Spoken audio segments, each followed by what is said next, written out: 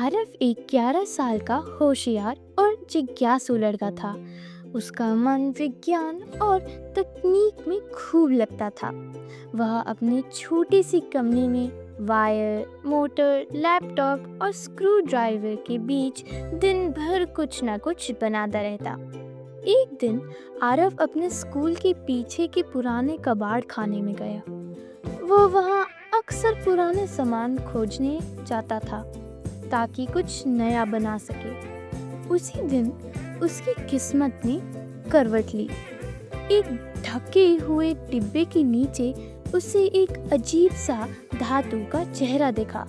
उसने जल्दी से उस डिब्बे को हटाया तो देखा एक अधमरा सा रोबोट जमीन पर पड़ा था। क्या ये कोई असली रोबोट है?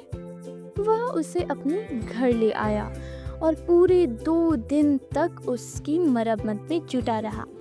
तीसरे दिन सुबह जैसे ही उसने आखिरी वायर जोड़ी, रोबोट की आंखें में नीली रोशनी जल उठी। सिस्टम रिबूटेड, नाम रोबो, कार्य मानव सहायता। रोबोट की आवाज गूंजी। आरफ चौंका लेकिन फिर मुस्कुराया। हाय रोबो, मैं आरफ हूँ। क्या तुम मुझसे दोस्त बनना चाहोगे? प्रश्न प्रोसेसिंग। हाँ आरफ, तुम मेरे पहले मित्र हो। आरफ ने रोबो को अपने कमरे में छिपा दिया।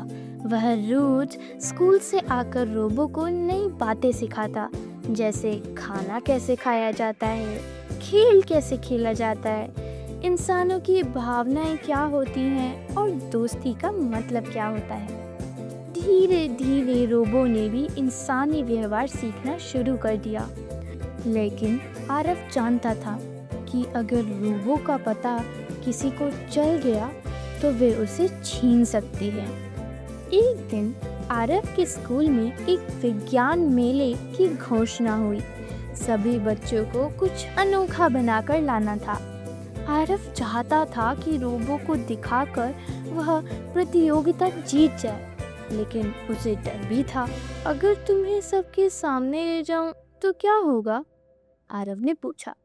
रोबो ने जवाब दिया, मैं तुम्हारा दोस्त हूँ आरव। अगर तुम्हें खुशी मिलेगी तो मैं चलूँगा। अंत में आरव ने तय किया कि वह रोबो को स्कूल नहीं ले जाएगा। तुम मुझे अपने स्कूल मत ले जाओ। हम दोनों मिलकर कोई एक नया प्रोजेक्ट शुरू करेंगे।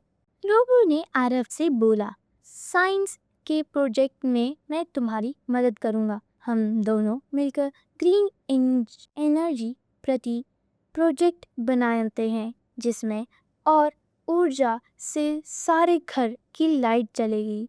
रोबो ने आरव को धीरे धीरे एक एक करके सारी चीजें बनाने का तरीका बताया। आरव ने बहुत ही सुंदर प्रोजेक्ट बना लिया। स्कूल लेकर गया तो वहाँ पर लोगों ने उसको पसंद किया। आरफ ने रोबो से बोला, क्यों ना तुम मेरे घर पर ट्यूशन दिया करो? ठीक है, मैं तुम्हें पढ़ा दूंगा। कुछ दिनों में आरफ अपनी क्लास का सबसे होशियार बच्चा हो गया, जिसको सब कुछ आता था। आरफ के दोनों दोस्त सोनू और गुड़िया यह देखकर बड़ा हैरान हुए।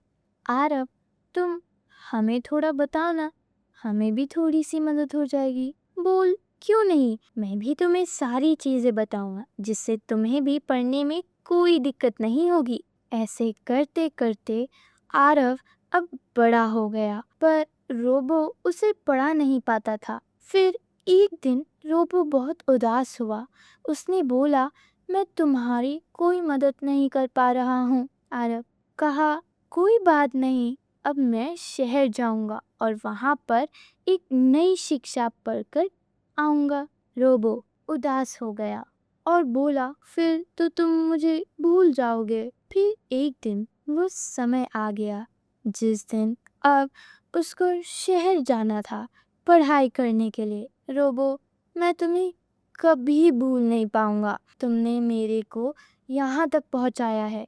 मेरी पढ़ाई खत्म होने के बाद मैं तुमसे जल्द ही मिलूंगा। यह कहकर आरव चला जाता है। काफी समय बीत जाते हैं। रोबो की बैटरी खत्म होने लगती है और रोबो उदास होकर ही स्विच ऑफ कर जाता है। आरव अपने कॉलेज में जाकर की नई नई चीजों को सीखता है। नए रोबोट कैसे बनाते हैं, नई आई तकनीक से रोबोट कैसे बनेंगे। पढ़ाई करने के बाद आरव ने रोबो के लिए एक नई चिप बनाई।